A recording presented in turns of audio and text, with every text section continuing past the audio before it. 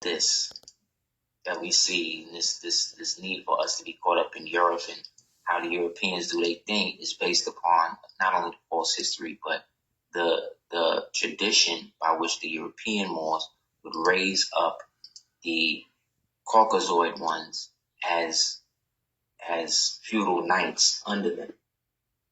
And then they being Christian, but really under the jurisdiction of Islam. See the crescent in the black joint? These are the ones that was knighted and went out to fight against us. Because there was Europeans, Moors, Europeans, right? Our cousins or distant relatives or whatever, they basically did it. Not only was it a distraction for the impeachment, but it's also a distraction for the situation that's happening with the coronavirus. Because in the end, anybody that's Catholic, anybody that goes to church on Sunday is a Catholic. You understand? Anybody that venerates God on Sunday, because Sunday is really Monday. The holy night is Friday. Saturday is the Sabbath, technically. Sunday is the first day. None of it's real. But what I'm saying is the narrative is being pumped. You and I know that. But it's so not real that the mind of these people is to make it such. That's what we, I think, have to wrap our minds around what we're dealing with. We're dealing with the kings of spin. However it goes, they want us to remember things from their perspective. So forever, we came up when we got knowledge of self and Egyptology and all of that, right? We went and we would always do the knowledge to Horus, Heru. And because we believe that the Egypt that they was talking about was over there, that was somehow relevant to us being taken from over there, because that helped build the narrative of us being taken. You understand? And us being exported, i.e. not being in our natural habitat, right? So if that's the narrative, then that means everything that we are is based in somebody else, right? And so that idea, that narrative, that conclaved ideology that makes something foreign better, right? That was instituted in these years in which the Moors over here felt as liege subjects to the European Moorish clans, that then got them to adopt their version of law. And then now that they were under that, they then worked with them to displace us. Got it? So in reality, we have been taught by all these different so-called scholars, and they always bringing us to the pyramids and showing us the dynamic aspect of it and all of that, and that's dope. But why is it that then when you're talking to me about Heru, right, which is, okay, this is Heru, right, which means that Heru, who is a symbolic aspect of the falcon god, right, who is where we get the word Horus, right, which is where we get the word hours from. Horus, our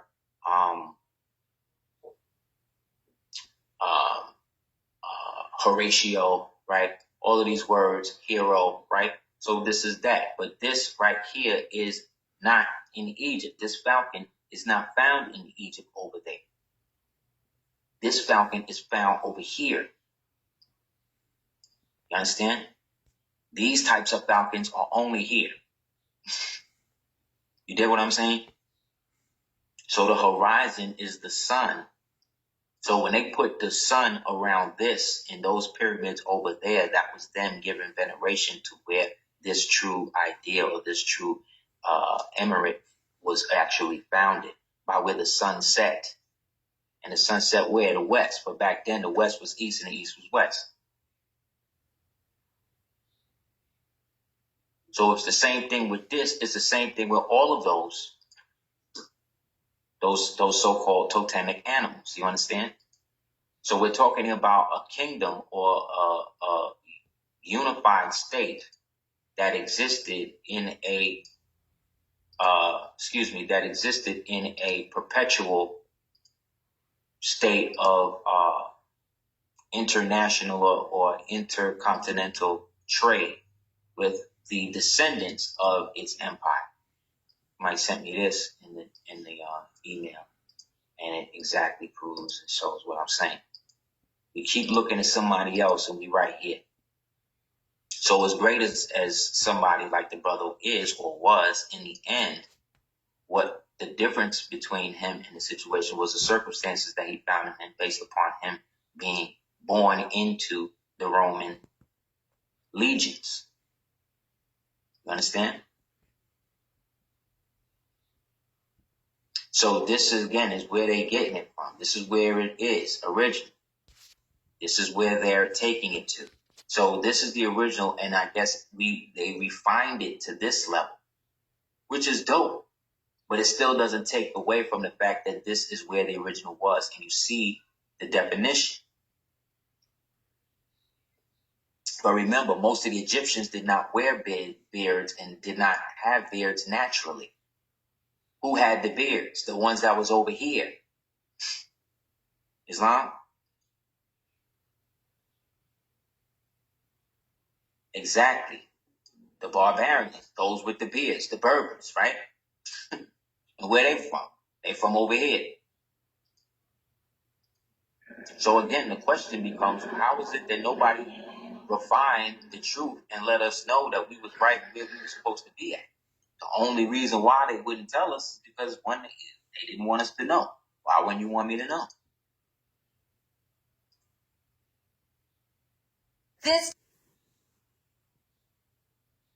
Everybody's into what I was also saying with that. The same thing with the gladiatory system. The gladiatory system was based on bread and circus. So everybody that was down with it, basically, in order to maintain a situation, you had to provide entertainment for the circus. So the people would be starving, they'd be ready to riot. But as soon as they came into the gladiatory arena, everything was all good because everybody got free bread. So you could sit there, and as you ate the free bread and drank the free water that you couldn't get outside the gladiatory, it would force people to basically sell their children into the gladiatory system. And then, and it didn't stop after Christianity was adopted. Now think about this: if the original Africans came from India, right, and the original Ethiopians that came and moved the capital from Lalibela to Axum, they were part Indian,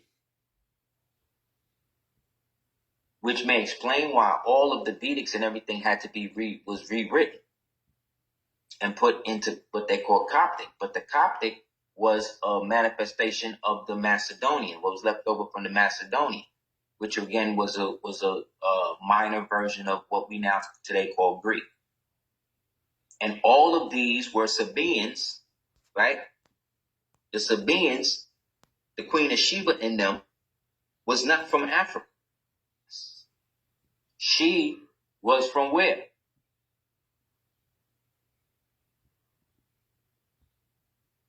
In the stories.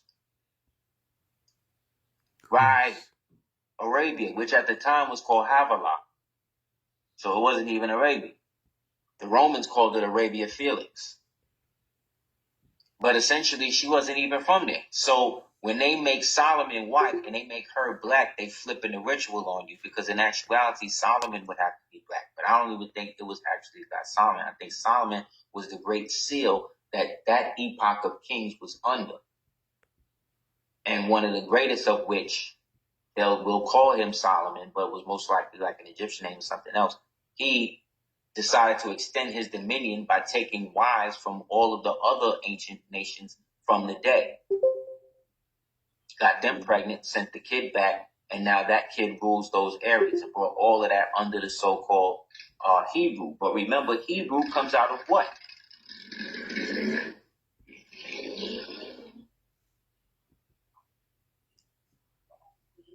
Hebrew comes out of what?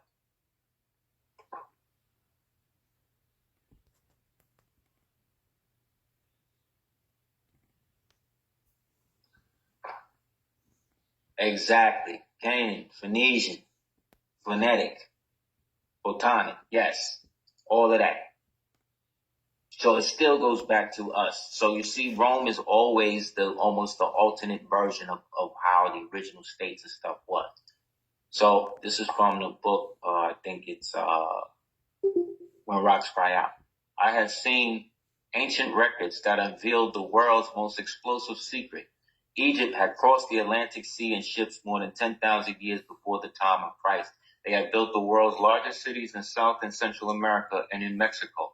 They had united those city-states into a nation that stretched from Brazil and South America to Mexico and into Africa. I had broken the seal on the forbidden histories. I had found the writings that told how Egypt had been built in its most powerful empire, and it happened to be in the Americas. 3 of the world's most powerful religions came out of Egypt, and now the most fearful secret was uncovered. So once they broke up the pantheon of science that we had, and then created the little schools to do that, they designated places in the world where they were going to set up this new thing. So, okay, you guys are Catholics, you're going to be in Rome. Okay, this now, the Cathars, we killed all of them. The Albigenses, we killed all of them. We're going to take that knowledge, and then we're going to be Catholics now. Okay, you guys are into this or whatever, so that's going to be this type of Christianism. And that's when all the different Christian religions started popping up, the different versions.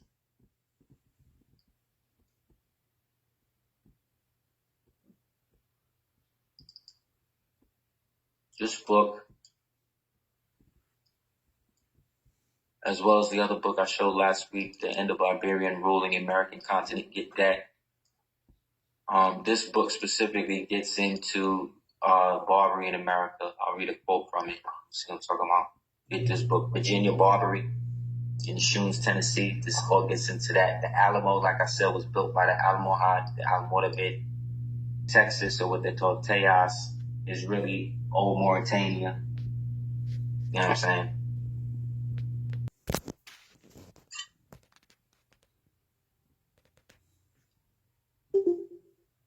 See, they took the minarets down, and he's left this because this is a symbol. This is what established the republic. The first American republic was established by Carthage and them, Haano Bey and them back in 323 BC. So the idea of an American continent with a kingdom and different kingdoms in it progressed over centuries. So you had ancient structures built on top of ancient structures built on top of ancient structures. So to say that the people who built the mounds and the pyramids, so if you look at it like this,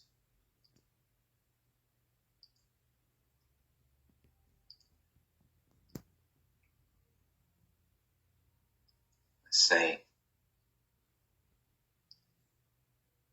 look, if the Horus thing is from Egypt, right? Then how come these are 2 steles? The stele on the right is going back to Haano Bey. I found that over here. And then the lithograph on the left is where the so-called Egyptians got this thing from.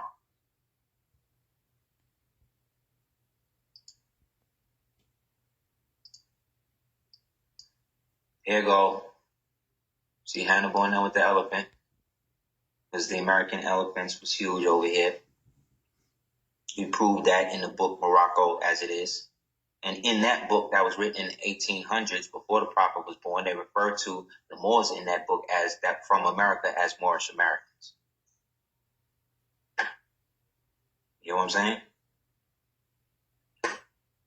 They was referring to Moors in America as Moorish Americans prior to what we prior to the prophet taking Moorish Americans and classifying it back to that. Yes, indeed, under the Sultan of America. So as you can see here go the Heru. See, with the crook and the flail. But this is from Phoenicia. See, this is the Phoenician Horus. So when we speak of ancient Egypt, what we really and post-flood Atlantis, we're really talking about Phoenicia and the states that was around that, like Phoenicia, the Phrygians, the Fomorians, the Tuath, and then what they call the Sea Kings. These is all us from over here going back and forth. This predates all so-called Native American teepee wigwam people. Them people was basically vagrants. Those were the leftover people who came here and had no way of life, no civilization. This, when you read the story of, anybody heard of Spartacus? Anybody heard of Spartacus? Mm-hmm. Okay, well, after Spartacus, there was one more big rebellion, and that was a guy named Vercingetorix. And Horus was the last king of a place called Artaveni. And Artaveni was a low-key Latinum Etruscan colony that was still holding out from the Romans, who adopted the Latinum culture and basically wiped them out. Yeah, so this is Vercingetorix, though. As you can see, that's obviously a melanated man with locks. So this is what I'm saying. The Romans that we've been going against and we was back and forth is us. The only difference is they would deal more with the Caucasian slaves and how they was going to interbreed them or whatever into their family. Islam. But when you see the movies about Vercingetorix, who's playing him? Caucasian dudes, right? You remember that movie World Trade Center by with what's his name? Nicolas Cage. Yeah, he's playing right in that movie World Trade Center. The guy that Nick Cage is playing in real life was a black man. The guy that actually did all the stuff he did in the movie that he's playing was actually a black man in real life. So you see what I'm saying, how they do it? So if they did that with that, and that just happened, that 9/11 shit just happened. So imagine what they doing with everything else. Half of the people that they telling you, I think 90% of people they telling us was white, is really the opposite. Look, this is how we know. This is us in Mexico. Now, you just read how we set up the empire. Phoenicia was all over the place, and we Moors was rocking it, right? So this is another image that ties this all the way up.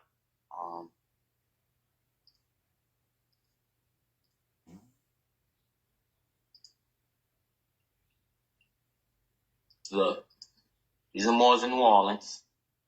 These are Moors in Nicaragua, as well as Nicaragua. You see? Same face that you see on the calendar, because this is the true Americans. We are the truest Americans because we actually had a culture that existed here prior to everybody else. This is more examples of it. So we went from, you had the mound cultures and then all of that, and as we move progressively, let's say from the late 1400s up into the 1700s, that's when all of these structures that we see today that they don't bury and act like we don't have nothing to do with was set up. Like this. And because of all of the displacement and the struggles and everything we was going through, it was all refurbished. So when we say the Egyptians built these things, we're saying that the descendants of those Egyptians that was already here basically refined their society architecturally to reflect that. And then all of the dominions in the world that was down with that all carried up the same so-called architecture. And that architecture was erroneously renamed as Roman architecture, you see, or Greek architecture after Reconstruction by specifically Thaddeus Stevens and Horace Greeley. Yes. And anyone that was not going to fall into the new lines of what that perfection was going to be then became renegade, see?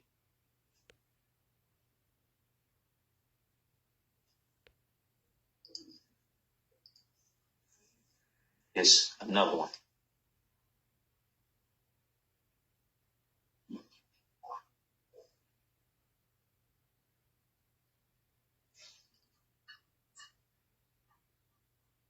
These are the same structures that when you look in the back of pictures of Montezuma meeting Cortez and all of that stuff, you'll see these guys there. You'll see these buildings behind in the paintings. You'll see these structures. So again, where all the people at? Who's taking a picture? Where's all the people at? And how is this different? We had these buildings look bombed out, almost like they just rebuilt them. And they just repaved all of this. But again, where's the people? And why haven't they built anything like that since?